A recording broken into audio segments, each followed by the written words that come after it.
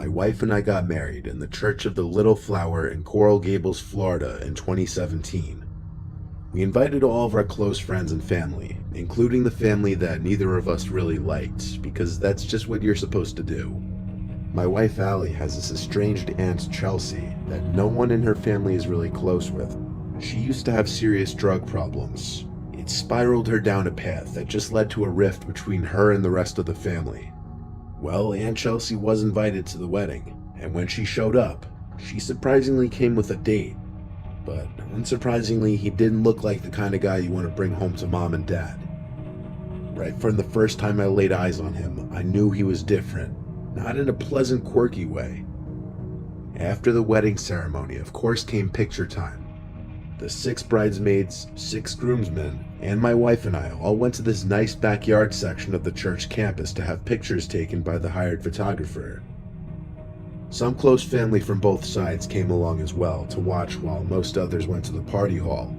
Aunt Chelsea and her date came to watch us take pictures as well. This was when I first got his name, Rob. The two of them were making everyone uncomfortable, like everyone in the bridal party would joke around and we'd genuinely laugh. Then either Chelsea or Rob would yell out these weird, inappropriate things. They just kept doing it to the point where they created awkward silences, and all of us were just internally cringing, dreading what weird things they'd say next. It got very awkward very quickly, let's just say that, to the point I wanted them to leave altogether. Anyway, we eventually finished with pictures. Then we migrated to Comber Hall, the party hall connected to the church, where food and drinks were being served. Being the groom, all the attention is on you at all times. You barely have a chance to sit down and gather your thoughts or even eat. Every second I had someone else coming up to congratulate me, and eventually that person was Rob. He shook my hand again, his breath terrible, and his arms scarred up. He wasn't wearing a long-sleeved shirt, rather a stained gray polo. He seemed like a filthy person all around. He started talking to me with this loud, almost demeaning tone. I did my best to just be polite, and eventually he walked back to Chelsea. This was the last time I saw him that day. Eventually I saw Chelsea sitting by herself at the table, so I asked Allie where that Rob guy went. She had no idea either. After a while of Chelsea sitting by herself, Allie went up to her to ask her where her date was. Chelsea didn't know. She hadn't seen him in an hour. Chelsea also explained that they met in rehab, and that she had only gone out with him 4 times. Allie grew concerned with this man being here after hearing this. We asked our parents and some close family to look around for the man, to confirm if he was still there or not. There was some concerning news when one of my relatives said that some of the gifts in the room where the gifts were being stored were missing. We immediately attributed this to Rob, and had an employee ask over the microphone for everybody to keep an eye out for Rob. Chelsea wanted to call his cell, but she couldn't find her phone. This put a slight damper on things, but we didn't let it ruin our wedding day. Our parents called the police and dealt with them on the side, with the help of Chelsea giving information about Rob. After the wedding reception, a few close friends came back to our hotel room for a little after party of sorts. Chelsea had texted Allie asking for our home address, because she had to drop off her gift that she forgot to give. Allie responded, and then our good time was interrupted by a distressing phone call from Chelsea's phone number. Allie turned off the music and put it on speakerphone. There was a male's breathing on the other end, like horror movie shit, like he was trying to creep us out. Allie kept asking where Chelsea was, to no avail. Eventually the person on the other end hung up. Allie called her grandma, who was the only one close enough with Chelsea to know where she would be, and she confirmed that Chelsea was staying with her for the night. Chelsea got on the phone and said she lost her phone at the wedding, and she didn't know her Apple ID or password, therefore she couldn't even track it with Find My iPhone. Our best guess was that it was that Rob guy. We were now concerned that he knew our address and that we weren't home. We were too drunk to go home, so we asked my dad to stay there for the night and watch the house. He gladly did so. And the next morning, we woke up to texts and missed calls from my dad. He said someone kept tapping on different windows to the house, as if to be messing with him. He called the police, but they didn't find anyone. That same day, we went to the police station to see what could be done about pursuing Rob, who we suspected was the one behind all of this. But without video cameras catching the thief in Comber Hall, and given that Chelsea's phone had been turned off or destroyed, there was little to nothing the police could do.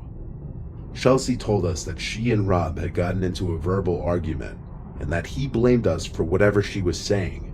He thought we didn't like him, and in his words, we sabotaged him. This just further led us to believe he was responsible for that weird phone call and coming to our house in an attempt to scare or harass us. We never saw or heard from that Rob guy again, and we have only started to further distance ourselves from Chelsea after that.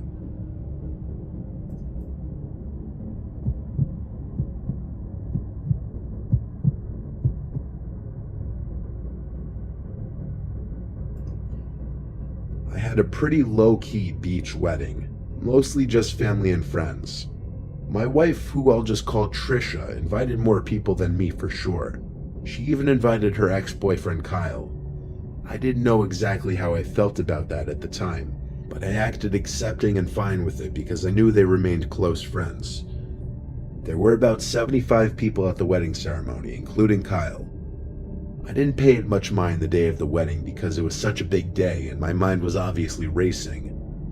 Kyle was friendly to me, but throughout the wedding reception, I noticed Kyle would constantly be talking to Trisha, and when he wasn't talking to her, he'd be looking in her general direction. I mean, Trisha and I were married now. It's not like he had any shot at all. So at the time, I started to think maybe I was just being a little too paranoid, even if it was slightly annoying. Kyle came alone to the wedding though, which I thought was just a tad weird that he didn't bring a date. My wife and I stayed in a fancy waterfront hotel that night, and the next day we went back home. A couple people who didn't make the wedding came by the house to congratulate us and drop off gifts. Surprisingly, Kyle stopped by as well.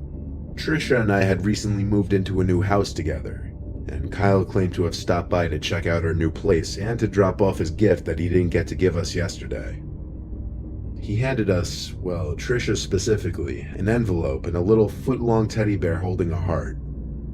On the heart was our initials, which I actually found to be a nice, thoughtful gift. We gave Kyle a tour of the house and he stayed for a beer, but after that he said he'd better get going and congratulated us once more before leaving. Inside the envelope was a card containing $100.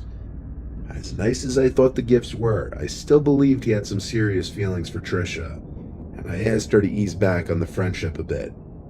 She couldn't see what I saw though, apparently. She swore up and down that they were just very close friends and that there were no feelings left on either side. Trisha put the teddy bear next to some of the other gifts on our dressers. While my wife and I were in bed together having a romantic moment, I stopped her when I heard this weird noise. I couldn't put my finger on what it was, but it sounded like a small electrical component. I looked around for my phone and found it was on my nightstand. I chalked it up to being a vibration from a text notification. Like half an hour later, laying in bed with the light off, I once again brought up Kyle, asking if he'd texted her since the day before. She said he has, and I got a little annoyed. I repeated myself, saying I don't want her talking to him anymore.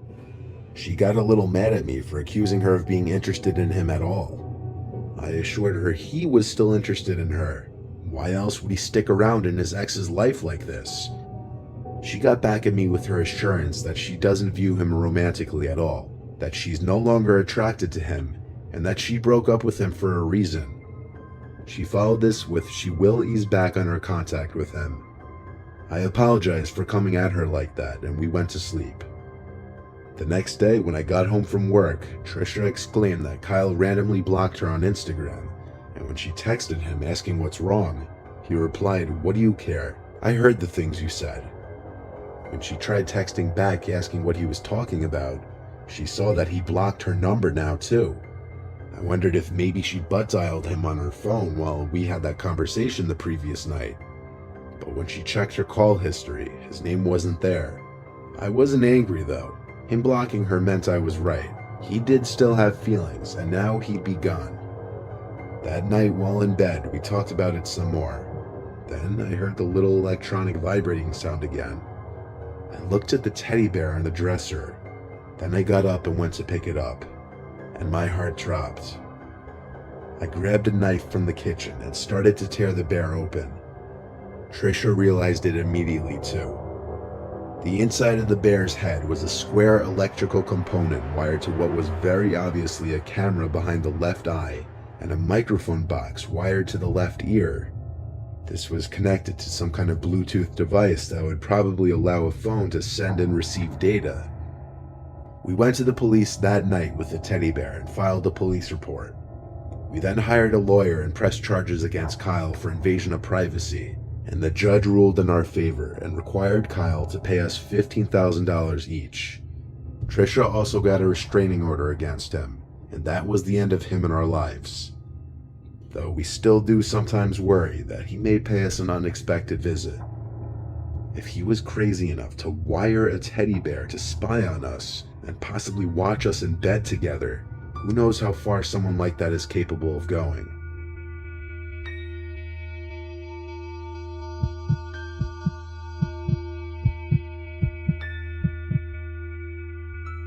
I live in a safe town, the kind of town that you can leave your car doors unlocked. Hell, you can usually get away with leaving the doors to your house unlocked. The crime rate is very low, and I live on a dead-end block. I had just gotten home from work around 8 p.m. after a 12-hour shift and was preparing a late dinner when the phone rang. The second I picked up, I heard the sound of the person on the other end hanging up.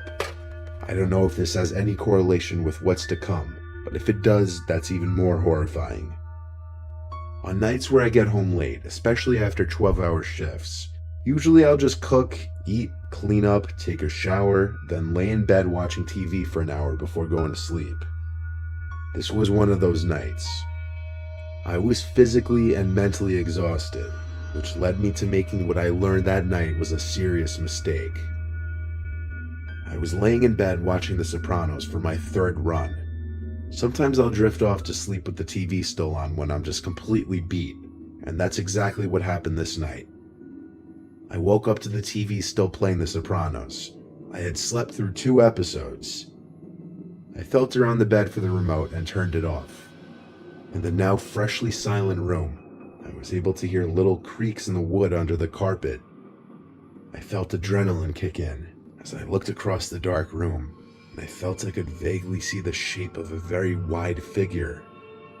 As I aimed the remote at the TV to turn it back on to light up the room, before the TV was even on, I started choking on my own spit as I tried to say, "Please leave." The TV came back on, and the room lit up a tint of blue, revealing her. This woman in a wedding dress, looking at me, with the veil covering her face. I tried to scream at first, but nothing came out of my mouth because I was just in pure shock. I sat up, pressed against the headboard of my bed, frozen.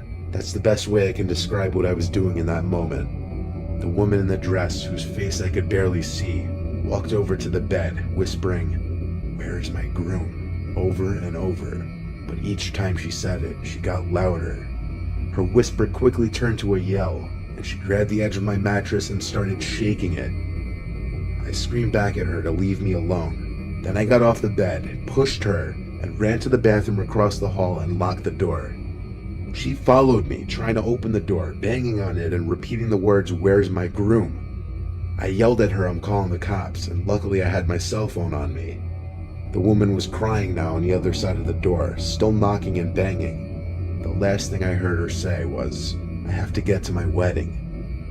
I heard her stomp down my stairs, screaming and crying. Then I heard the front door slam shut. I was on the phone with 911, and I explained what just happened. I checked the living room, and she was gone. I stepped outside to see if I could see which way she ran, but she was out of sight. A police officer showed up shortly, and I described her as some larger woman in a white wedding dress and veil. How she was screaming, "Where's my groom?" and "I have to get to my wedding." I couldn't help with the direction she ran to. It was either down the only direction the street goes, or the woods to the right. Because of my exhaustion after my 12-hour shift, I had forgotten to simply lock my door, something I honestly never even thought was a problem in my neighborhood. But this just goes to show that even the best of neighborhoods, you're not always safe from crazy people out there. I think this woman was off her rocker and belonged in a mental asylum, and I hope police or somebody found her roaming the streets that night and brought her somewhere to get her help.